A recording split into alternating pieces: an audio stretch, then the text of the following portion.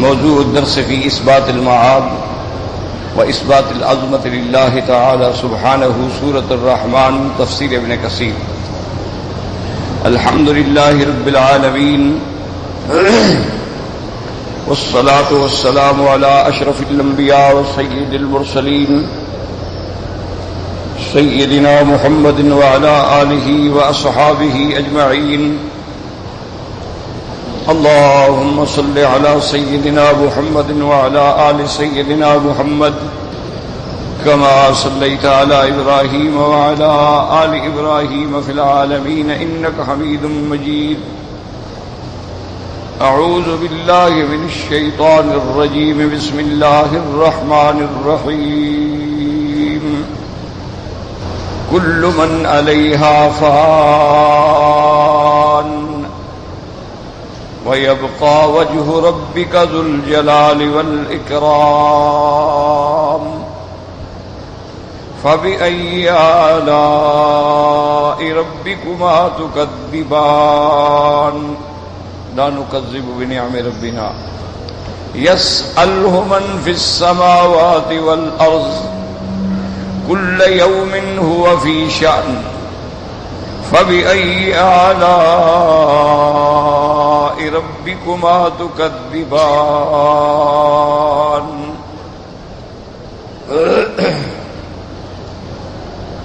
اللہ تبارک و تعالی نے کلام مقدس کی ان آیات مبارکہ جو سورۃ الرحمن کی آیات ہیں، اپنے نعمتوں کا اللہ نے ذکر فرمایا. بعض نعمتیں سماوی ہیں، بعض نعمتیں ارضی ہیں، بعض نعمتوں کا تعلق عالم علوی سے ہے، بعض نعمتوں کا تعلق عالم سفلی سے ہے. بعض نعمتیں انسان کی غذا سے تعلق رکھتی ہیں اور بعض نعمتیں انسان کے تفقہ اور تلذذ کی حیثیت رکھتی ہیں. تو اللہ نے ساری نعمتوں کا ذکر فرمایا. اب ان آیات مبارکہ میں جو ہم نے اب تلاوت کی ہیں، اس میں اللہ تبارک و تعالی نے اپنی عظمت اور اس بات قیامت کے بارے میں ذکر فرمایا. سب سے پہلے تو یہ سمجھیں کہ بھئی ان آیات کا آپس میں تعلق کیا ہے. کہ جیسے ہم نے پڑھا کہ اللہ نے 2 دریا پیدا کیے، ان میں سے موتی نکلتے ہیں. اب اس کے بعد فوراً آیا کہ کل من علیہا فان، جو بھی اس زمین پہ ہے اس نے فنا. تو ان آیات کا سابقہ آیات سے تعلق کیا؟ اس کو کہتے ہیں کہ ربط کیا ہے. تو علماء نے فرمایا کہ اس میں اللہ نے اشارہ فرمایا کہ یہ ساری نعمتیں جو میں نے تم کو دی ہیں، تو ان نعمتوں کا بھی تو کوئی حساب کتاب ہوگا کہ نہیں ہوگا. یہ تو نہیں ہے کہ میں نے تمہیں اس لیے پیدا کیا کھاؤ پیو اور مر جاؤ. تو اس کا جو حساب ہے وہ کب ہوگا؟ جب قیامت ہوگی. تو اس لیے ان آیات کا بھی اس سے ایک تعلق. اور دوسری بات یہ بھی دماغ میں رکھیں کہ قرآن پاک میں سب سے بنیادی مسائل جو ہیں وہ 3 ہیں. یعنی سارے قرآن مقدس میں نظر ڈالیں تو جو بنیادی مسائل ہیں، اصولی مسائل ہیں، اساسی مسائل ہیں، یعنی جن پر ایمان کی مدار ہے، اور جو مسائل ایسے ہیں کہ حضرت نوح علیہ السلام سے لے کر سرکار دو عالم صلی اللہ علیہ وسلم تک ان 3 مسائل میں کوئی فرق نہیں. ہر پیغمبر نے یہ 3 مسائل بیان کیے، اور یہی اصول ہے، یہی بنیاد ہے، یہی اساس ہے. اور وہ 3 مسائل کیا ہیں؟ سب سے پہلے مسئلہ توحید، کہ اللہ نے قرآن مقدس میں سب سے اہم مسئلہ جو ہے وہ توحید. پھر توحید کے اندر بھی اقسام ہیں. توحید الوہیت ہے، توحید ربوبیت ہے، توحید جو ہے فی الافعال ہے، توحید جو ہے فی الاسماء و صفات ہے۔ تو جب توحید کی اقسام آئیں گی تو صاف بات ہے کہ شرک کا خود بخود رد ہوگا۔ جب ہم توحید کا مسئلہ پڑھیں گے، توحید کو سمجھیں گے تو شرک کی نفی خود بخود ہو جائے گی۔ تو پہلا مسئلہ جو قرآن میں اہم ہے وہ ہے توحید، اور دوسرا مسئلہ جو سب سے اہم ہے وہ ہے نبوت و رسالت، کہ تمام انبیاء اور رسولوں پر ایمان ہو، کہ اللہ نے جن کو بھی نبی اور رسول بنا کے بھیجا ہے ہمارا سب پر ایمان، اور یہ بھی ایمان ہو کہ تمام انبیاء اولاد آدم سے ہیں، تمام انبیاء بشر ہیں، تمام انبیاء ولد آدم ہیں، اور تمام انبیاء جو ہیں اللہ نے انسانوں میں سے مرد بھیجے ہیں، کسی عورت کو اللہ نے نبوت عطا نہیں فرمائی ہے۔ اور حضور کے بارے میں ایک خاص ایمان ہو کہ حضور پاک جیسے امام الانبیاء ہیں اسی طرح خاتم الانبیاء ہیں، آپ کے بعد اللہ نے نبوت کا دروازہ ہی بند کر دیا ہے کہ لا نبی بعدہ ولا رسول بعدہ، آپ کے بعد نہ نبی ہوگا نہ رسول ہوگا نہ کتاب ہوگی نہ کوئی شریعت ہوگی۔ اس لیے علماء فرماتے ہیں لا نبی بعدہ ولا رسول بعدہ ولا معصوم بعدہ ولا کتاب بعد کتابہ ولا شریعت بعد شریعتہ۔ اب عالمی نبوت، آخری نبوت، خاتمیت جو ہے وہ صرف حاصل ہے حضرت محمد مصطفیٰ صلی اللہ علیہ وعلا آلہ واصحابہ وسلم تسلیما کثیرا کثیرا۔ اور اسی طرح جتنے انبیاء ہیں سارے برحق ہیں، یعنی لا نفرق بین احد من رسلہ، یہ ہم نہیں کرتے کہ ایک پیغمبر پر ایمان لے آئیں اور دوسرے کا انکار کریں۔ اب دیکھیں نا، یہودی ہیں وہ حضرت موسیٰ علیہ السلام پر ایمان ہے لیکن عیسیٰ علیہ السلام کے منکر ہے، جتنے نصرانی ہیں ان کا عیسیٰ علیہ السلام پہ ایمان ہے لیکن موسیٰ علیہ السلام کے منکر ہیں۔ یہ شرف حضور کی امت کو ہے کہ حضرت آدم سے لے کر تمام انبیاء اور رسولوں پر ہمارا ایمان ہے کہ تمام انبیاء برحق، تمام رسول برحق، ان پہ اترنے والی کتابیں برحق، لیکن حضور کے آنے کے بعد اب تمام ادیان ختم ہو گئے، تمام کتابیں ختم ہو گئیں، اب قیامت تک صرف دین اسلام ہوگا۔ یہ دوسرا مسئلہ ہے، اس کو دماغ میں رکھ لیں۔ اور تیسرا مسئلہ ہے، اس کو کہتے ہیں مسئلہ معاد۔ مسئلہ معاد یا یوں سمجھ لو مسئلہ قیامت، یعنی جو آسانی ہو، تو اس میں بھی یہ عقیدہ ہو کہ ہم نے مرنے کے بعد دوبارہ زندہ ہونا ہے، اور ہم نے میدان محشر میں جانا ہے، اور وہاں ہمارے نامہ اعمال کی تقسیم ہوگی، وہاں ہمارے اعمال کا وزن ہوگا، اور وہاں حساب کتاب، سزا اور جزا کے فیصلے ہوں گے۔ اللہ کی رحمت سے ایمان والے جنت میں ہوں گے اور کفر و شرک پہ مرنے والے جہنم میں ہوں گے۔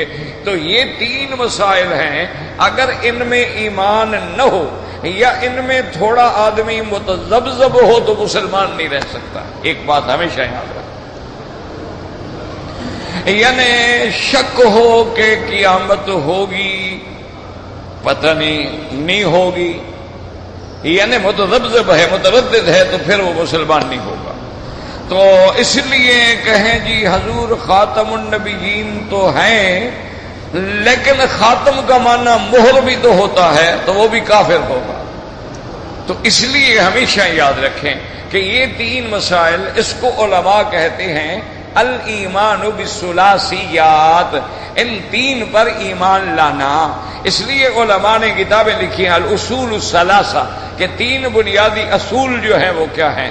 تو یہ مسائل، اچھا، اور اس میں ایک تھوڑی سی بات اور بھی سمجھ لیں کہ توحید کا سمجھنا بھی آسان ہے۔ مسئلہ توحید جو ہے اس کا سمجھنا مشکل نہیں ہے، کہ وہ توحید جو ہے یہ عقیدہ فطرت ہے، اس انسان کی بنیاد اسی عقیدے پہ ہے۔ مثلا ایک بچہ پیدا ہو اور اس کو ماں پہاڑ کی چوٹی پہ ایک غار میں اکیلا چھوڑ دے اور اسے کوئی بندہ ہی نہ ملے، اللہ پاک اس کے زندہ رہنے کا سبب پیدا کر دیں کہ اس کو وہاں غذا بھی مل جائے، خوراک بھی مل جائے، اور آہستہ آہستہ آہستہ بچہ بڑا ہو جائے، تو اس سے بھی اگر آپ پوچھیں گے تو وہ خدا کو مانے گا۔ کیوں؟ یہ عقیدہ فطرت ہے، یاد رکھو، کل مولود یولد علی الفطرت، ہر بچے کو اللہ دین فطرت پہ پیدا کرتے ہیں، پھر ماحول بگاڑتا ہے۔ اگر ماحول یہودی ہے بچہ یہودی بن جاتا ہے، اگر ماحول نصرانی ہے بچہ نصرانی بن جاتا ہے، اگر ماحول مجوسی ہے بچہ مجوسی بن جاتا ہے، اگر ماحول ہندو کا ہے بچہ ہندو بن جاتا ہے، اگر ماحول مسلمانوں کا ہے بچہ مسلمان بن جاتا ہے، لیکن پیدا تو دین فطرت پہ ہوتا۔ اس لیے اس کی ایک مثال سمجھیں، اللہ کرے سمجھ آ جائے، اور اللہ مجھے بھی سمجھانے کی توفیق دے۔ دعا بھی کیا کریں، اب حج کے دن بھی آ گئے اور ابھی سے تکلیف بھی ہے، اللہ شفا عطا فرما دے۔ تو بہرحال آپ کی دعائیں ہوں گی تو سب کچھ ہوگا، چونکہ تمہیں اپنی دعاؤں پہ شک ہو، مجھے تو حاجیوں کی دعا پہ بڑا یقین ہوتا ہے، یہ مسافر ہیں، ان سے اللہ نے وعدہ کیا ہے کہ میں تمہاری دعا منظور کروں گا، تو اللہ کا وعدہ تو سچا ہے۔ تو اب جناب سمجھیں کہ امام راضی ایک بہت بڑے امام گزرے ہیں، وہ معقول میں یعنی عقلیات کا بہت بڑا بادشاہ انسان تھا، لیکن اس نے تفسیریں بھی لکھی ہیں، کتابیں بھی لکھی ہیں۔ تو وہ فرماتے ہیں کہ ایک دن میں سڑک پہ کھڑا تھا، میں نے دیکھا کہ دور سے ایک بندہ جو ہے اس کے کندھے پہ مہار ہے اور اس کے پیچھے ایک دو اونٹ ہیں، اور وہ اپنا گنگناتا ہوا چلا آ رہا ہے۔ تو امام صاحب فرماتے ہیں میرے دماغ میں فوراً خیال آ گیا کہ یہ پہاڑوں میں اور صحراؤں میں پلنے والا بندہ جس کی زندگی اونٹوں میں گزر جاتی ہے، اس بیچارے کو توحید کا کیا پتا ہو؟ ہم مولوی ہیں، کتابیں پڑھتے ہیں، لکھتے ہیں، تو دلائل تلاش کرتے ہیں، اس غریب کو کیا پتا ہو سکتا ہے؟ وہ فرماتے ہیں جب وہ میرے قریب آیا تو میں نے کہا، اشارہ کیا، ٹھہر گیا، میں نے کہا السلام علیکم، انہوں نے کہا وعلیکم السلام۔ میں نے کہا بھائی ناراض نہ ہونا، الحمدللہ سلام سے مجھے یہ تو پتہ لگ گیا کہ تم مسلمان ہو، لیکن تم یہ بتاؤ خدا کے بارے میں کیا عقیدہ ہے؟ اس نے کہا مولوی صاحب خدا ہے، وحدہ لا شریک ہے۔ میں نے کہا کہ دیکھو تم کہتے ہو خدا ہے، تمہارے پاس کیا دلیل ہے کہ خدا ہے؟ تم نے خدا دیکھا ہے؟ اس نے کہا نہیں۔ خدا سے کبھی بات ہوئی ہے؟ اس نے کہا بالکل نہیں۔ تو خداوند کریم نے تمہیں کوئی پیغام بھیجا ہے کہ مجھے مان لو؟ انہوں نے کہا نہیں۔ تو انہوں نے کہا پھر تم کیسے کہتے ہو کہ خدا ہے؟ تو وجود الہ پر، اللہ کی ذات کے وجود پر تمہارے پاس دلیل کیا ہے؟ وہ کہتے ہیں پہلے تو اس نے بڑا غور سے میری طرف دیکھا اور اس کے بعد کہنے لگا مولوی صاحب اتنی بڑی داڑھی ہے تمہاری ماشاءاللہ، اور تمہیں اتنا عقل بھی نہیں ہے کہ البعرۃ تدل علی البعیر۔ کہنے لگا دیکھو یہ کیا ہے؟ اس نے کہا اونٹ کی مینگنی ہے۔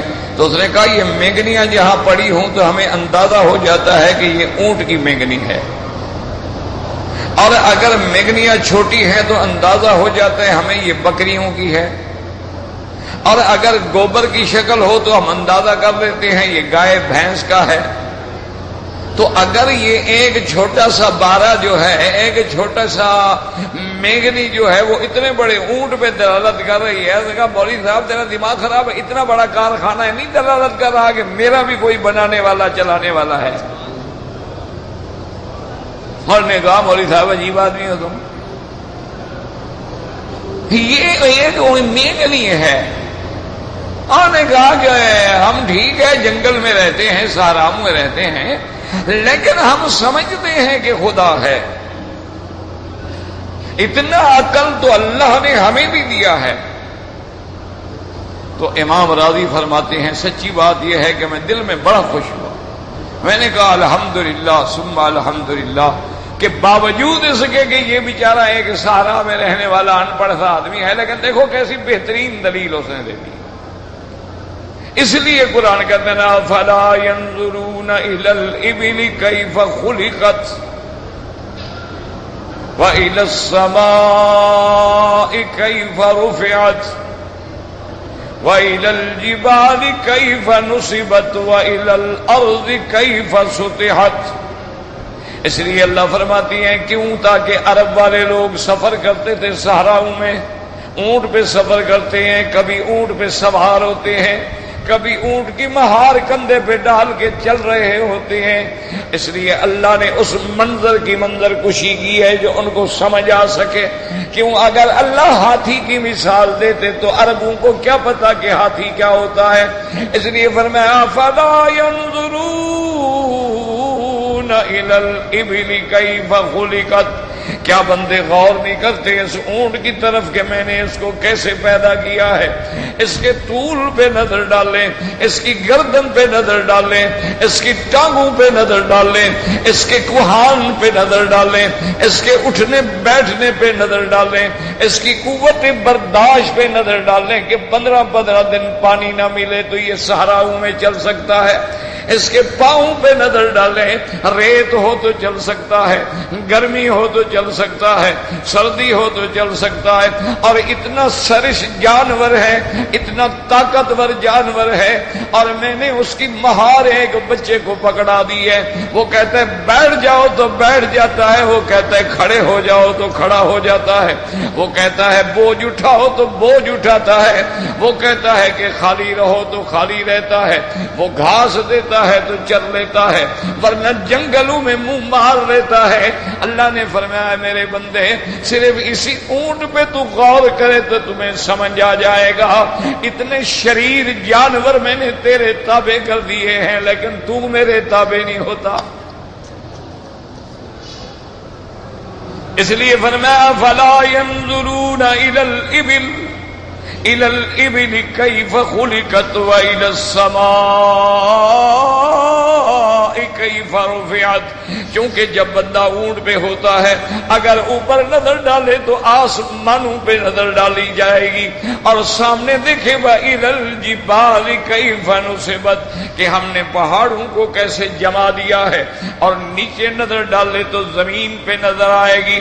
اللہ نے فرمایا جب ان سب چیزوں پہ تم غور کرو، اس اونٹ کے بنانے والا، ان پہاڑوں کو پیدا کرنے والا، آسمانوں کو بلند کرنے والا، زمین کو بچھانے والا کون ہے؟ تو تیرا ضمیر اندر سے چیخ چیخ کے پکارے گا کہ وہ اللہ تبارک و تعالیٰ کی ذات ہے اور کوئی پیدا نہیں کر سکتا. تو اس لیے ہمیشہ یاد رکھیں کہ توحید کا مسئلہ سمجھ آ جاتا ہے. یہ الگ بات ہے کہ کوئی بندہ نہ مانے. دعا کریں اللہ سب کو عقیدہ توحید نصیب فرمائے. دل سے دعا کرو اللہ سب کے دلوں میں جو شرک و بدعات کی بیماریاں ہیں، اللہ ان رجس کو اور نجس کو اور ان ناپاک چیزوں کو صاف کر کے صحیح معنوں میں ہر کلمے پڑھنے والے کو اللہ وہ عقیدہ نصیب کرے جو اسی سرزمین مکہ کے جبل نور پہ قرآن اترا اور صفا پہ کھڑے ہو کے محمد مصطفیٰ نے دعوت دی. ایک ہے نہ ماننا تو میرا بھائی اس کا تو کوئی علاج نہیں ہے نا. جیسے وہ علامہ اقبال کہتا ہے نا کہ سمجھ میں نقطہ توحید آ تو سکتا ہے لیکن تیرے دماغ میں بت خانہ ہو تو کیا کہیے، ورنہ توحید کس کو سمجھ نہیں آ سکتی. اب دیکھیں مکے والے ہیں، مشرک ہیں اور شرک کے عمود ہیں، ستون ہیں، 360 بت کعبے میں رکھے ہوئے ہیں، لیکن ان کو بھی عقیدہ ہے کہ خدا ہے. وہ بھی مانتے تھے کہ خدا ہے، اور صرف خدا بلکہ خالق بھی ہے، رازق بھی ہے، مدبر بھی ہے، متصرف فی الامور بھی ہے، اور دکھ سکھ میں ہمیں نفع نقصان دینے والا بھی ہے۔ لیکن دماغ میں خلجان کیا تھا؟ وہ کہتے تھے کہ یہ جو بت ہے نا جی، یہ جو ہم نے بزرگوں کے نمونے بنائے ہوئے ہیں، یہ خدا نہیں ہے۔ وہ بھی کہتے تھے یہ خدا نہیں ہے۔ اچھا بھی خدا نہیں ہے تو کیا ہے؟ وہ کہتے تھے خدا تو نہیں ہے، لیکن یہ خدا کے پیارے اور محبوب بندے تھے جن کے ہم نے بت بنائے ہیں، تو ان کی سفارش کو خدا ٹال نہیں سکتا ہے، یہ ہمارے سفارشی ہیں، تو جب یہ اللہ کو کہہ دیں گے تو اللہ ہمیں معاف کر دیں گے۔ یہ ان کا بنیادی ہے۔ آج تک دیکھو اس سے نصرانی ہیں، بڑے بڑے لوگ ہیں، دیکھو گلے میں کیوں وہ صلیب لٹکاتے ہیں۔ دیکھو نا، نصرانیوں کو دیکھا آپ نے گلے میں صلیب لٹکاتے ہیں۔ اچھا آج کل تھوڑا سا ایک اور بھی ہو گیا کہ صلیب نہ لٹکایا تو ٹائی باندھ لی، یہ بھی اصل تو وہی صلیب ہے، صرف اس کی شکل تھوڑی سی مہذب کر دی ہے انہوں نے۔ چونکہ صلیب تو براہ راست نظر آئے گا نا کہ کافر ہے، انہوں نے کہا نہیں چلو تم براہ راست نہ بنو، ذرا قریب آ جاؤ ہمارے، تو انہوں نے بھی ٹائی گلے میں باندھ لی، کسی نے وہ بو لگا لی، کسی نے جناب وہ یہاں پر اپنا نشان لگا لیا، اور وہ براہ راست صلیب گلے میں لٹکاتے ہیں۔ خاص طور پہ ان کے پادری جو ہیں، ان کے بڑے بڑے احبار اور رہبان جو ہیں، تو اب یہ صلیب گلے میں لٹکانا، یا میں اینک گلے میں لٹکا دوں تو کیا ہو جائے گا؟ بات کو سمجھیں۔ صلیب اس لیے لٹکاتے ہیں کہ ان کے عقیدے میں یہ ہے کہ عیسیٰ علیہ السلام کو پھانسی پہ چڑھایا گیا۔ وہ کہتے ہیں حضرت عیسیٰ علیہ السلام پھانسی پہ چڑھ گئے اور ہمارے سارے گناہوں کا کفارہ ادا کر دیا۔ پھانسی پہ چڑھانے کے بعد وہ کہتے ہیں پھر اللہ نے ان کو زندہ کر دیا، لیکن پھانسی پہ چڑھائے گئے۔ تو یہ صلیب جو ہے ان کے اس پھانسی کا نمونہ ہے۔ ہم نے گلے میں کیوں ڈالی ہوئی ہے کہ عیسیٰ علیہ السلام کی آمد میں پہچان لیں کہ یہ وہ لوگ ہیں جن کو میری پھانسی سے درد ہے اور یاد ہے، وہ اس کو جو دیکھیں گے ہماری سفارش کر دیں گے، ہم چھوٹ جائیں گے۔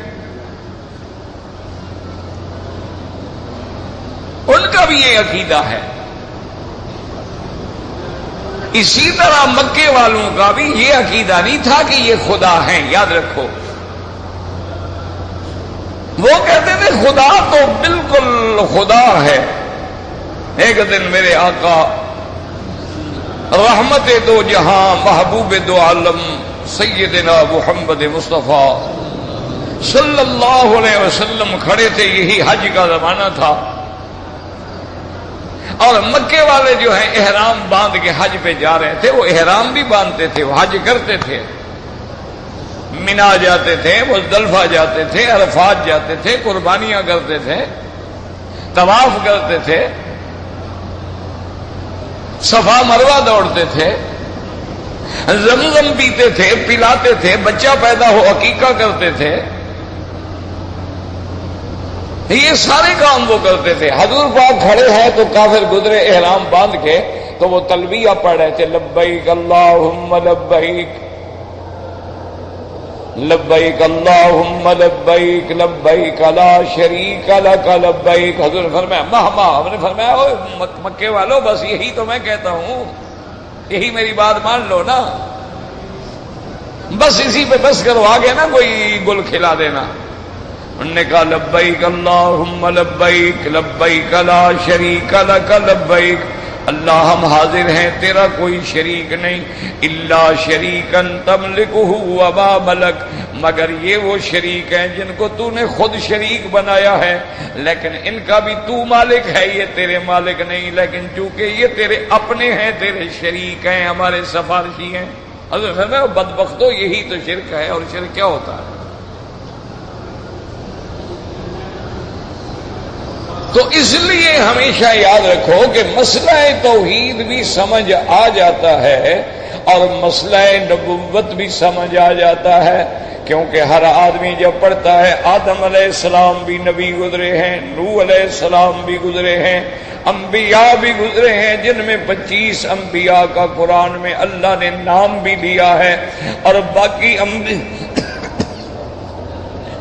انبیاء کا اللہ نے اجمالی ذکر فرمایا ہے، تو نبوت بھی مانی جا سکتی ہے، سمجھ بھی آتی ہے کہ آخر اللہ نے اپنی مخلوق کو پیغام جو دینا ہے تو کسی کے ذریعے تو پیغام دیں گے، کوئی تو رسول ہوگا، کوئی پیغمبر ہوگا۔ چونکہ اللہ سے ہماری براہ راست بات نہیں ہے، ہمیں کیا پتا اللہ کن کاموں سے راضی ہوتے ہیں، کن کاموں سے ناراض ہوتے ہیں، یہ کون بتائے گا؟ نبی بتائے گا۔ لیکن قیامت کا مسئلہ بڑا مشکل ہے۔ قیامت کا مسئلہ جو ہے نا جی وہ بڑا مشکل ہے، وہاں عقل کام نہیں آتا، وہاں صرف ایمان ہی کام آتا ہے کہ اللہ پہ، اللہ کے رسول پہ، اللہ کی کتابوں پہ، اللہ کے فرشتوں پہ، اللہ کی قضاء و قدر پہ آدمی کا ایمان ہو، پھر تو مشکل نہیں ہے، ورنہ اگر آدمی عقل کے گھوڑے دوڑائے تو پھر بہت مشکل۔ اس لیے کہ آدمی کو سمجھ نہیں آتا کہ جناب میں تو مر گیا، اب میری روح تو نکل گئی، اور پھر قبر میں سوال جواب، اور قبر کھل جائے گی یا قبر تنگ ہو جائے گی۔ وہ کہتا ہے جی یہ کوئی عقل میں آنے والی بات تو نہیں، کیسے قبر کھل جائے گی؟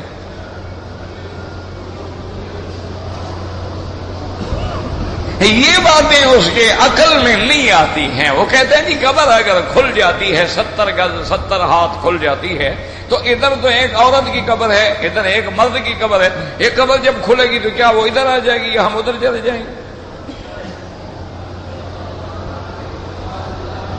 وہ عقل سے سمجھ نہیں آتی۔ وہ کہتی ہے کہ جناب جب بندہ قبر میں چلا گیا، ہم نے مٹی ڈال دی، دفن کر دیا، اوپر باقاعدہ ہم نے لپا پوتی بھی کر دی ہے، تو اب فرشتے اندر کیسے گھس گئے سوال جواب کرنے کے لیے؟ اگر گھس گئے تو ہمیں کوئی سوراخ تو نظر نہیں آتا۔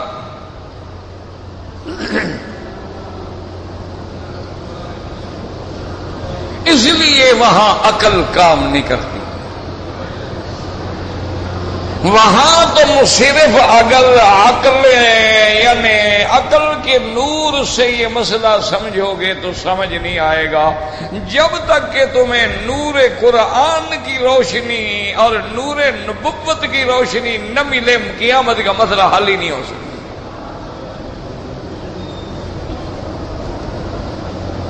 اس کی آسان مثال یہ ہے کہ جب حضور سرکار دو جہاں معراج مبارک سے واپس آئے، آپ نے اعلان فرمایا تو مکے والوں میں تو کھلبلی مچ گئی نا۔ ابو جہل اینڈ کمپنی جو تھی ان کو تو موقع مل گیا، پورے مکے میں شور کر دیا، اور جناب یہ کیسے ہو سکتا ہے کہ حضور صلی اللہ علیہ وسلم ایک رات میں مسجد اقصی جائیں، آسمانوں پہ جائیں، معراج ہو، واپس آ جائیں، رات بھی ختم نہ ہو؟ یار یہ بات بلا ہو سکتی ہے؟ یہ کوئی عقل میں آنے والی بات ہے کہ مکے سے مسجد اقصی تک 1 مہینے کا سفر ہے، اور حضور خود فرماتے ہیں کہ دنیا میں زمین سے آسمان تک 500 سال کا سفر ہے، 7 آسمان ہے تو 3500 سال لگنے چاہیے، تو حضور ایک رات میں کیسے واپس آ گئے؟ اب ان کے دماغ میں یہ بات نہیں بیٹھی، کیوں؟ ایمان نہیں۔ جب ابو جہل یہ دیکھ کے اور حضرت ابو بکر صدیق رضی اللہ تعالی عنہ کے پاس آیا اور بڑا خوش ہو کے کہنے لگا، حل سمیت ما قال صاحب کا، اور تمہیں پتہ بھی ہے تمہارے دوست نے کیا نئی بات کہہ دی؟ ابو بکر نے فرمایا کیا بات ہے؟ اس نے کہا کمال ہے، وہ کہتے ہیں میں مسجد اقصی گیا، معراج پہ گیا، سدرۃ المنتہا پہ گیا، میں نے اللہ تعالیٰ سے کلام کیا، اللہ نے مجھ پہ نمازیں فرض کی، میں واپس آ گیا، میں نے جنت دیکھی، میں نے جہنم دیکھی، میں نے بیت المعمور دیکھا، میں انبیاء سے ملا، میں نے انبیاء کو نماز پڑھائی، اور رات بھی نہیں گزری کہ میں واپس آ گیا۔ انہوں نے کہا ابو بکر اب تو مان لو نا، ہم جو کہتے ہیں کہ دیوانہ ہے، اب ہماری بات مان لو نا، یہ ہو سکتا ہے بھلا؟ حضرت ابو بکر نے کہا ابو جہل زیادہ بک بک نہ کرو، ایک بات بتاؤ، جو تم کہہ رہے ہو یہ میرے محبوب نے فرمایا ہے؟ اس نے کہا بالکل فرمایا۔ نے کہا صدق رسول اللہ۔ اس نے کہا فرمایا ہے تو پھر سچ فرمایا۔ اس نے کہا اتنی بڑی بات مانتے ہو؟ اس نے کہا اے ابو جہل تم تو عقل کے اندھے ہو، ہم تو اس سے بھی بڑی باتیں مانتے ہیں کہ جبریل آسمانوں پہ جاتا ہے آتا ہے۔ اگر جبریل آ جا سکتا ہے اور محمد مدنی چلے گئے تو کون سی بات ہو گئی؟ جو خدا جبریل کو لانے لے جانے پہ قادر ہے وہ اپنے نبی کو نہیں لے جا سکتا؟ تو اس لیے ہمیشہ یاد رکھیں۔ تو اب دیکھیں اللہ فرماتے ہیں کل من علیہا فان وَيَبْقَى وَجْهُ رَبِّكَ ذُو الجلال والاکرام۔ ہر وہ چیز جو ہے کل من علیہا، ضمیر جو ہے یعنی زمین پر ہے، اس دنیا کے لیے ہے۔ فان مانا فنا ہونے والا، فنا کے قابل۔ یہ مانا نہیں کہ جب یہ آیت اترے گی تو ہر چیز فنا ہو جائے گی، بل مانا یہ ہے کہ جیسے فرمایا کل شیء ہالک، ہر چیز ہلاک ہونے والی یعنی قابل ہلاک ہے۔ ورنہ ضروری نہیں ہوتا، جیسے کہ جب قیامت ہوگی اللہ تبارک و تعالی جنت کو فنا نہیں کریں گے، جہنم کو فنا نہیں کریں گے۔ اللہ تبارک و تعالی جو ہیں بہت ساری چیزیں ہیں، اور جنت کی جو نعمتیں ہیں ان کو بھی فنا نہیں کریں گے۔ پھر فان کا کیا معنی، ہالک ان کا کیا معنی؟ علماء نے فرمایا قابل ہلاک ہیں۔ اگر اللہ ہلاک کرنا چاہیں تو کر سکتے ہیں، فنا کرنا چاہیں تو کر سکتے ہیں۔ وَيَبْقَى وَجْهُ رَبِّكَ ذُو الجلال والاکرام، اور باقی رہے گی تیرے رب کی ذات جو جلال والا، عزت والا، عظمت والا رب ہے، صرف اس کی ذات باقی رہے گی۔ اور اس کے فوراً بعد فرماتے ہیں فَبِأَيِّ آلَاءِ رَبِّكُمَا تُكَذِّبَانِ۔ اے جن و انس تم اپنے رب کی کون کون سی نعمتوں کو جھٹلاؤ گے؟ اب سمجھے مسئلہ، کل من علیہا فان، ہر چیز فنا ہونے والی ہے، مٹنے والی ہے، ہلاک ہونے والی ہے۔ یہ نعمت کیسے ہو گئی؟ نعمت تو تعمیر ہوتی ہے، تخریب تو نعمت نہیں ہوتی۔ کسی چیز کا بنانا نعمت ہوتا ہے، لیکن کسی چیز کا مٹانا تو نعمت نہیں ہوتا۔ لیکن اللہ نے فرمایا کہ یہ نعمت ہے۔ فَبِأَيِّ آلَاءِ رَبِّكُمَا تُكَذِّبَانِ، تو فنا کیسے نعمت ہے؟ علماء نے فرمایا غور کرو، اگر یہ عالم فنا نہیں ہوگا تو عالم آخرت بھی نہیں آئے گا، اور جب عالم آخرت نہیں آئے گا تو وہ نعمتیں جو اللہ نے تیرے لیے بنائی ہیں وہ بھی تمہیں نصیب نہیں ہوں گی۔ لہذا اس دنیا کا فنا ہونا بھی نعمت ہے، اس دنیا کا مٹ جانا بھی نعمت ہے۔ یہ دنیا بھی فانی ہے اور آخرت جو ہے وہ باقی ہے۔ تو اگر باقی کے حاصل کرنے کے لیے اس کو مٹا دیا جائے تو یہ بھی ایک نعمت ہے۔ اس لیے اللہ نے فرمایا کل من علیہا فان، اور آگے فرمایا وَيَبْقَى وَجْهُ رَبِّكَ، صرف ایک تیرے رب کی ذات ہے جو باقی ہے، جس پہ کبھی فنا نہیں، جس پہ کبھی ہلاک نہیں، ہر چیز قابل ہلاک ہے۔ صرف وہ ہے جو حی ہے، جو قیوم ہے۔ اللہ لا الہ الا هو الحی القیوم وہی ہے جو باقی ہے، وہی ہے جو دائم ہے۔ اس لیے حدیث میں آتا ہے جب فرشتے بھی ختم ہو جائیں گے اللہ پاک فرمائیں گے جبرائیل کم بقی من الملائکہ، اے جبرائیل میرے فرشتوں میں کتنے باقی رہ گئے؟ وہ عرض کریں گے انت اعلم یا ربی، آپ تو جانتے ہیں کہ کتنے باقی ہیں، لیکن آپ کا حکم ہے تو اب ہم صرف 4 فرشتے باقی رہ گئے ہیں، ایک جبرائیل ہے، ایک میکائیل ہے، ایک اسرافیل ہے اور ایک عزرائیل ہے، صرف 4 فرشتے باقی ہیں۔ اللہ حکم دیں گے جبرائیل اب ان 3 کی روح تم قبض کر لو۔ حضرت جبریل ان 3 کی روح بھی قبض کر لیں گے، وہ 3 بھی مر جائیں گے، فنا ہو جائیں گے، اور اللہ اپنا نظام بتلا دیں گے تاکہ دنیا یہ نہ سمجھے کہ روح نکالنا صرف اسرائیل جانتا ہے، بلکہ اللہ نے فرمایا میں جس کو حکم دے دوں، میں چاہوں تو اسرائیل کو حکم دے دوں، میں چاہوں تو جبریل کو حکم دے دوں، چونکہ اصل تو روح قبض کرنے والی میری ذات ہے۔ اللہ یتوفی الانفس حین موتہا، باقی فرشتے جو ہیں قل یتوفاکم ملک الموت الذی وکل بکم، اور یہ ملک الموت جو ہے یہ تو میری طرف سے توکیل کیا گیا ہے، میرے حکم کی تعمیل کرے گا۔ اب جناب اللہ فرمائیں گے کم بقی یا جبرائیل، جبرائیل اب کتنے بچ گئے؟ جبریل کہے گا ما بقی الا عبدک الذلیل، کہ یا اللہ اب تیرے اس عبد، اس عاجز بندے کے سوا کوئی نہیں بچ گیا ہے۔ اللہ حکم فرمائیں گے تم بھی مر جاؤ،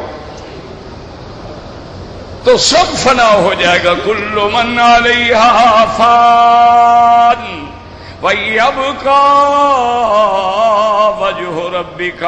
یاد رکھو قرآن میں یہاں آتا ہے وجہ ربک، یعنی اس کی ذات، لفظ وجہ ہوتا ہے مراد ساری اللہ کی ذات ہے، جیسے اس کی شان کو زیبا ہے کما یلیق بشان ہوئی، اس لیے کہیں فرماتے ہیں اینما تولوا فثم وجہ اللہ، اور اللہ تبارک و تعالی نے یہاں بھی فرمایا وَيَبْقَى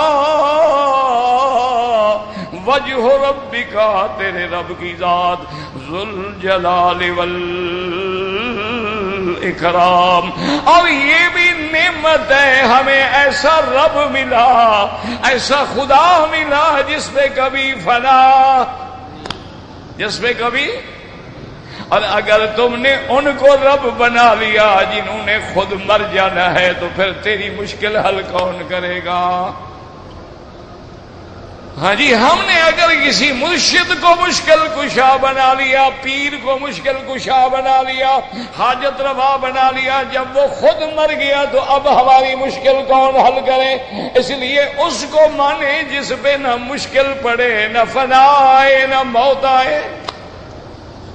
اس لیے فرمایا فَبِأَيِّ آلَاءِ رَبِّكُمَا تُكَذِّبَانِ، اور فرمایا اس کی شان دیکھو، يَسْأَلُهُ مَن فِي السَّمَاوَاتِ وَالْأَرْضِ، اسی سے مانگتے ہیں جو آسمانوں میں ہیں، اور کس سے مانگتے ہیں؟ ہاں جی، یہ بات تو کھری کرو، چلو اپنے ملک میں جا کے پھر جانا، یہاں اللہ کے کعبے میں تو سچی بات کرو، کس سے مانگتے ہیں؟ ہاں جی، آسمانوں والے کس سے مانگتے ہیں؟ زمینوں والے۔ اور مسلمان کس سے مانگتا ہے؟ کون کہتا ہے یا شیخ عبد القادر جیلانی شیئا للہ، یا داتا یا معین الدین اجمیری مدد کن مدد کن مدد کن یا معین الدین چشتی، بگردہ بے بلا افتاد کشتی۔ یہ مسلمان کا عقیدہ ہے۔ میرے خیال میں یہ عقیدہ تو اگر وہ پہلے زمانے والے اللہ کافر کھڑے کرتے ہیں وہ کہیں گے یار یہ کوئی اور مخلوق ہے۔ اور یاد رکھنا، باقی یہ کہنا کہ ہم ان کو کہتے ہیں، یہ آگے کہتے ہیں، یہی تو کافروں کا عقیدہ ہے۔ کیوں؟ اب ہماری بات یاد رکھو، بادشاہ نہ سنے تو وزیر کو کہو گے، وزیر نہ سنے تو مشیر کو کہو گے، اگر وہ نہ سنے تو سیکرٹری کو کہو گے، لیکن جو خدا خود پکارتا ہو آؤ ہے کوئی مانگنے والا۔ اس کے لیے پھر کسی وزیر کی کیا ضرورت ہے؟ یہ کہہ دیتی ہے نا یار وہابیوں کو کیا پتا سیدھیوں کے بغیر بھی بھلا کوئی مکان پہ چڑھتا ہے۔ وہ بابا ایک دنیا کے حاکم کی ضرورت ہو تو واسطے وسیلے کی ضرورت ہوتی ہے۔ اللہ کے بندے یاد رکھو، اللہ فرماتا ہے ظالمو جب تم نے مجھے دنیا کے بادشاہ کے برابر بنا دیا، پہلے تو اسی پہ کافر ہو گیا، میری تو مثل کوئی نہیں، لیسا کا مثلی ہی،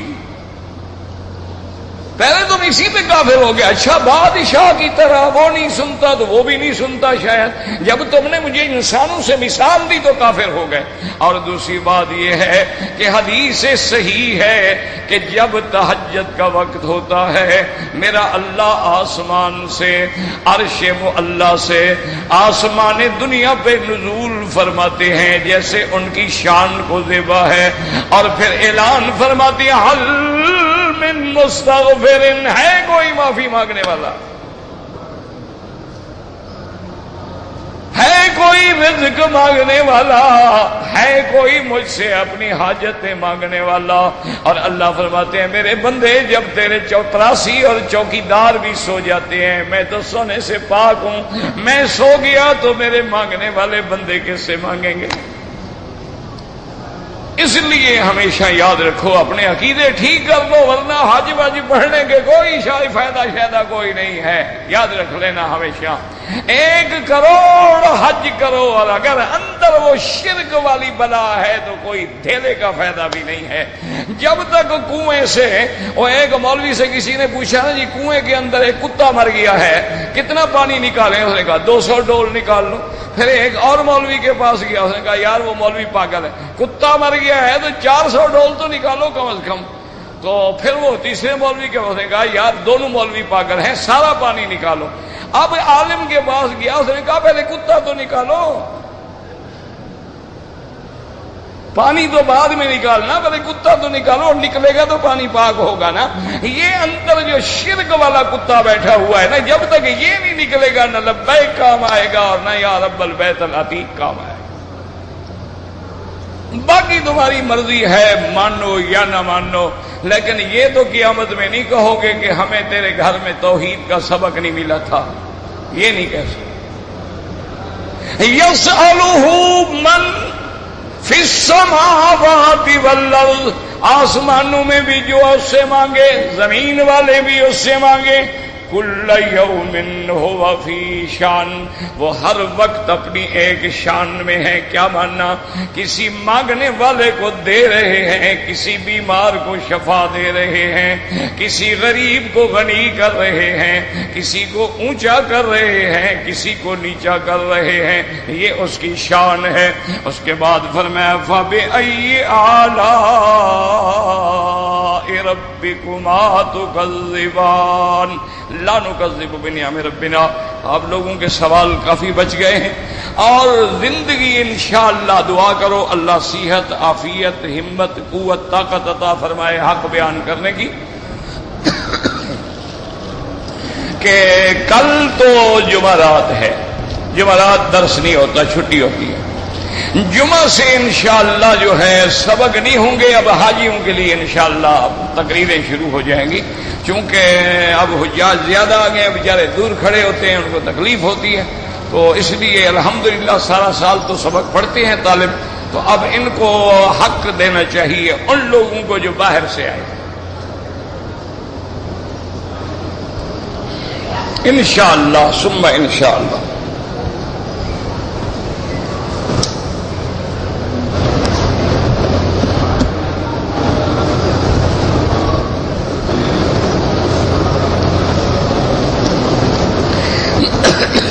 طلاق جو ہے نا، یاد رکھو یہ مرد کا حق ہے، عورت کا حق نہیں ہے۔ آسٹریلیا یا کسی اور ملک کے قانون میں اگر کوئی بات ہے تو اس کا اسلام سے کوئی تعلق نہیں ہے، کیونکہ ساری سورت طلاق پڑھ لیں، احکام طلاق پڑھ لیں تو ہر جگہ اللہ نے یہ حق جو ہے مرد کو دیا ہے اور عورت کو نہیں دیا۔ اور یہ بھی شکر کرو اگر عورت کے حق میں طلاق ہوتی نا، ہم سارے یتیم بن کے گھر کے باہر کھڑے ہوتے ہیں۔ کیوں؟ عورت بیچاری تو کمزور ہوتی ہے نا، ضعیف العقل بھی ہوتی ہے، ضعیف الرائے بھی ہوتی ہے، ضعیف البنیان بھی ہوتی ہے، اور ایک ایک منٹ میں بگڑنے والی بھی ہوتی ہے۔ وہ تو جناب روزانہ شوہر کو انشاءاللہ طلاقوں کے بنڈل پکڑوا دیتی ہے۔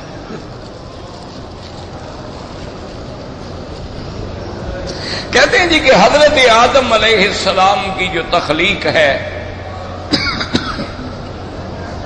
وہ اللہ کے کعبے سے مٹی اٹھائی گئی، یہ غلط مسئلہ ہے۔ اللہ نے پوری روئے زمین کے مختلف مقامات سے اس مٹی کو اٹھایا تھا، اسی لیے تو اولاد آدم میں مختلف رنگ ہے نا، کوئی سفید ہے، کوئی کالا ہے، کوئی نیلا ہے، کوئی پیلا ہے، کوئی گورا ہے، کوئی چٹا ہے، کوئی لمبا ہے، کوئی چھوٹا ہے، کوئی گرم ہے، کوئی ٹھنڈا ہے۔ تو یہ نہیں ہے کہ آدم علیہ السلام کی مٹی کعبہ شریف سے اٹھائی گئی۔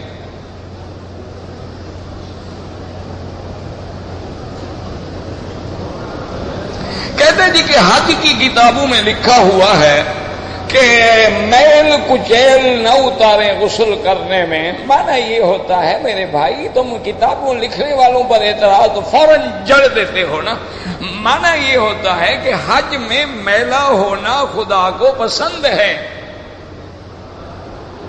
ہر مقام پہ نظافت پسند ہے، لیکن حج میں اللہ کو میلا ہونا پسند ہے۔ اللہ فرماتے ہیں ملائکہ ہؤلاء جاؤنی شعثا غبرا، یہ دیکھو میرے بال پھیلائے ہوئے، مٹی ڈالے ہوئے، میل کچیل میں بھرے ہوئے بندے کھڑے ہیں، یہ کیا مانگتے ہیں؟ تو فرشتے کہیں گے مولا آپ تو جانتے ہیں یہ معافی مانگنے آئے ہیں۔ تو اللہ فرمائیں گے جاؤ گواہ ہو جاؤ، میں نے سب کو معاف کر دیا۔ تو ایام حج میں تکبر کو ہم نے مارنا ہے، یہ نہیں کہ ہم شمپو کریں جناب اور اس کے بعد پرفیوم چھڑکیں، نہیں، کفن والی چادریں پہننی ہیں، اور غسل سے احرام سے پہلے اچھی طرح غسل کر لیں۔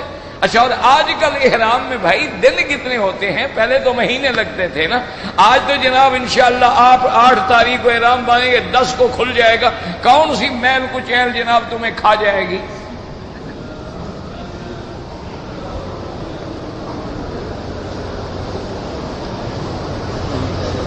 انشاءاللہ جناب حاجی صاحبان کی دعا ہے تو کرسی پہ بھی بیٹھ جائیں گے، آپ کی دعا بٹھائے گی نا، ہم تو نیچے کے لائق بھی نہیں ہیں۔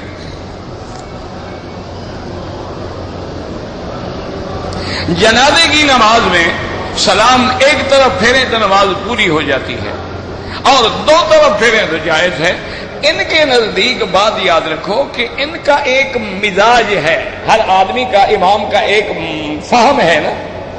تو حنابلہ کے نزدیک یہ ہے کہ بھئی حدیث میں 2 سلام بھی ہیں، تو لہذا جتنی فرض نمازیں ہیں ان میں امام 2 سلام پھیرتے ہیں، اور حدیث میں 1 سلام بھی ہے تو جنازے میں اس حدیث پہ عمل کر لیتے ہیں تاکہ بھئی دونوں حدیثوں پہ عمل ہو جائے۔ یہ ان کا ایک فہم ہے، اچھی بات ہے، کوئی بری بات ہے، اور 1 سلام سے بھی نماز تمام ہو جاتی ہے۔ امام ابو حنیفہ رحمۃ اللہ علیہ فرماتے ہیں کہ لفظ سلام جو کہیں گے اس پہ اجر ملے گا یا نہیں ملے گا؟ اچھا، ایک آدمی کہتے ہیں السلام علیکم، ایک کہتے ہیں السلام علیکم ورحمۃ اللہ، ایک کہتے ہیں السلام علیکم ورحمۃ اللہ وبرکاتہ، ثواب بڑھ رہا ہے یا کم ہو رہا ہے؟ تو کہتے ہیں 2 دفعہ کہیں گے تو ثواب زیادہ ملے گا، ہم زیادہ کو کیوں چھوڑیں؟ لہذا ان کے نزدیک 2 سلام ہیں اور ان کے نزدیک 1 ہے، نماز دونوں کی ٹھیک ہے۔ یہ لڑائی والا مسئلہ ہے ہی نہیں، یہ تو جاہل لڑاتے ہیں، وہ جب حدیث میں ہے آمنا وصدقنا۔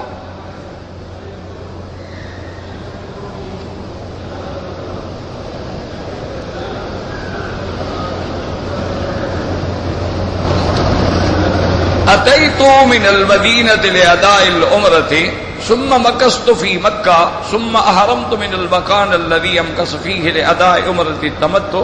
عمرۃ التمتع لا تکون من البیت، عمرۃ التمتع تکون من المیقات۔ اگر بیٹی کا نام یمنا رکھا جائے کوئی بات،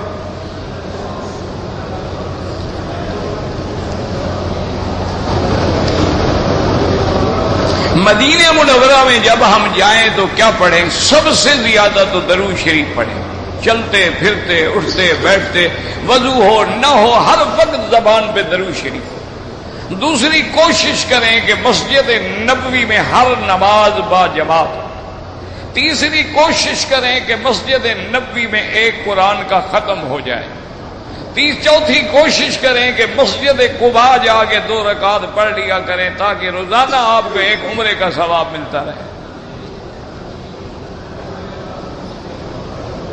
احرام پہ پین لگا سکتے ہیں؟ بالکل نہیں لگا سکتے ہیں. پین لگانا تو سلائی ہے نا، سلائی کریں لوہے سے کریں یا دھاگے سے کریں، منع ہے. اور پین لگانے کی کیا ضرورت ہے؟ احرام اب ٹھہرنا نہیں ہے تو پھر رکھ لیا، کچھ نہیں ہوتا. احرام گر جائے تو عمرہ نہیں گر جاتا.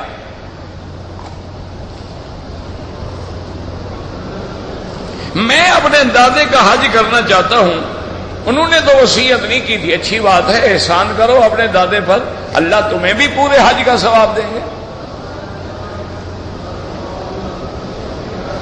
سنت مؤکدہ اور غیر مؤکدہ میں کوئی فرق نہیں ہے، اسی طرح پڑھی جائے گی. لیکن مؤکدہ مانا زیادہ تاکید والی، جیسے عصر سے پہلے سنتے ہیں، کبھی پڑھی کبھی نہیں پڑھی.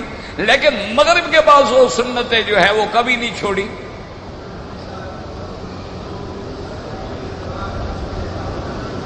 کہتے جی کہ حمل والی عورت جو ہے وہ الٹرا ساؤنڈ کرواتی ہے تو مرد ڈاکٹر ہوتا ہے، کوشش کرے کہ مرد ڈاکٹر نہ ہو. اگر مجبوری ہو تو پھر مجبوری ہے.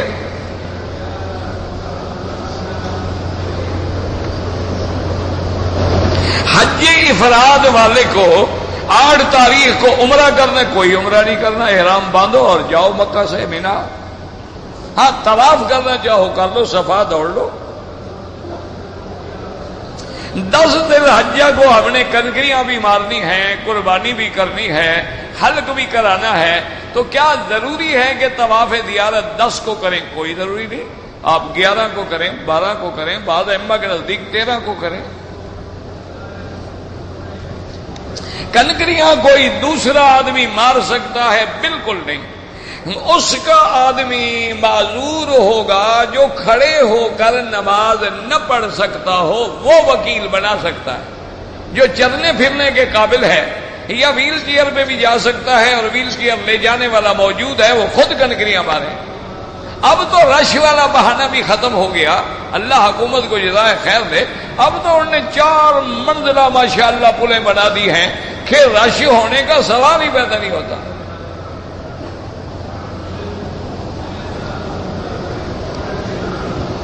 کہتے جی کہ ہرے دسترخوان پر، یعنی سبز رنگ کا دسترخوان بچھا کے کھانا کھانا سنت ہے؟ بالکل سنت نہیں. کبھی حضور نے سبز رنگ کا دسترخوان نہیں بچھایا. حضور کا تو چمڑے کا دسترخوان تھا، چمڑا تو سبز ہوتا ہی نہیں.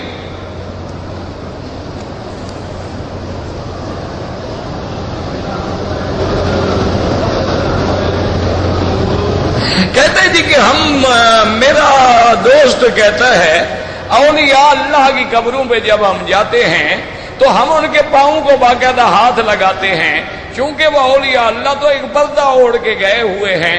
تو پردہ اوڑھ کے گئے ہوئے ہیں، تم نے مٹی بھی ڈال دی ہے، بڑے اچھے آدمی ہو، تو صرف پردہ رہنے دینا تھا نا. اچھا پاؤں کو جو ہاتھ لگاتے ہو قبر کے اندر داخل کر کے یا قبر کے باہر؟ بس یہ کہ جاہلوں کا عقیدے ہیں. انا للہ و انا الیہ راجعون. اللہ ہدایت دے. صدقہ خیرات میں میرا بھائی کوئی فرق نہیں ہوتا.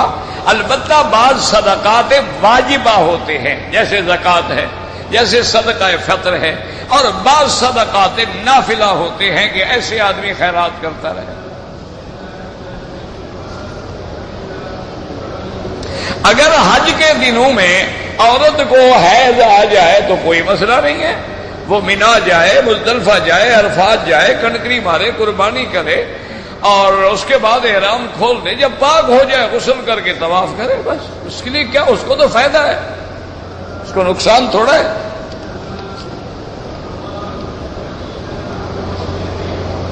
اگر ایک عورت نے عمرے کی نیت کرتے وقت حالت ایام میں ہے، مکے میں آ کے پاک ہوگی، بس عمرہ کرے. پھر مسجد عائشہ جانے کا کیا مطلب؟ وہ تو نیت کر کے آئی ہوئی ہے.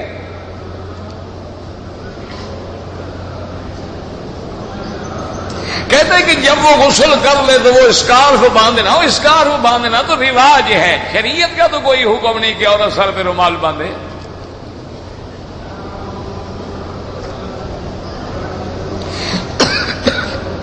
دوران طواف نہ سینہ کعبے کی طرف ہو نہ پشت کعبے کی طرف ہو، ایسے چلیں نظر نیچے ہو۔ کہتے جی کہ اگر طواف کے دوران میں ہم نے بیگ گلے میں ڈالا ہوا ہے اور اس میں جوتے بھی ہوتے ہیں، کوئی بات نہیں، بند ہے نا، کوئی مسئلہ ہے۔ اگر قربانی کی رقم بینک میں دیں، بالکل قربانی بینک کرے گا، لیکن جو لوگ مسلک کے احناف کے مطابق ترتیب کو ضروری سمجھتے ہیں وہ خود کریں یا اپنے سامنے کروائیں۔ ویسے بینک ہر حال میں قربانی کرتا ہے۔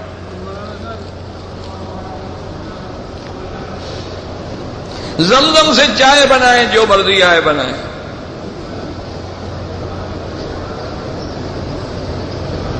اگر ہم ریاض سے مکہ کے لیے آئے، ٹکٹ نہیں ملا مکے کا، جتنے چلے گئے، جتنے سے مکے آئے ہیں تو ٹھیک ہے، تو اگر آپ نے احرام باندھا ہے نہیں باندھا ہے، باندھا ہے تمتع ہے نہیں باندھا ہے تو حج افراد ہوگا۔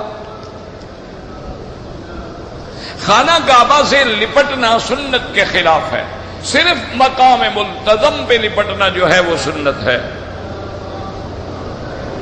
خانہ کعبہ میں بیٹھ کے قرآن پڑھنے کا زیادہ ثواب ہے یا طواف کا زیادہ ثواب ہے؟ قرآن تو آپ پوری دنیا میں پڑھ سکتے ہیں لیکن طواف کہیں نہیں کر سکتے۔ آب زمزم سے وضو کرتے ہیں، کوئی بات نہیں، کھانا پکاتے ہیں، کوئی بات نہیں، پانی ہے نا۔ ماں بیمار ہے، پیشاب کا مسئلہ ہے، ہر نماز کے لیے نیا وضو کرے۔ بیٹا حج بدل کرنا چاہتا ہے، بالکل کرے، اس کو بھی پورا حج ملے گا۔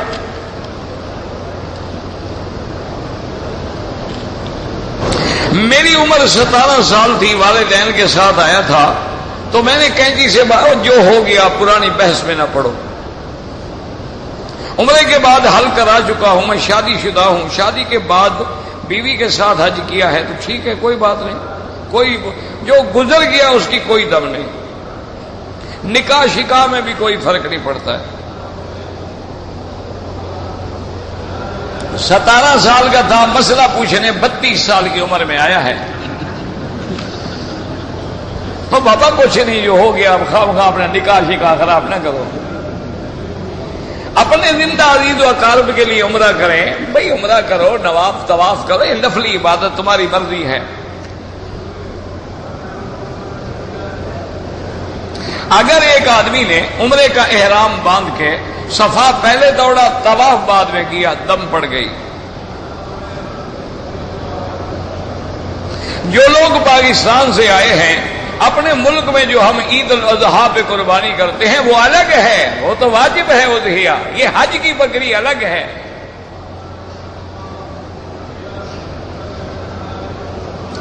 ایک آدمی کے لیے ایک حج، یہ نہیں کہ ایک طواف کر کے سب کچھ جان چھوڑا دو۔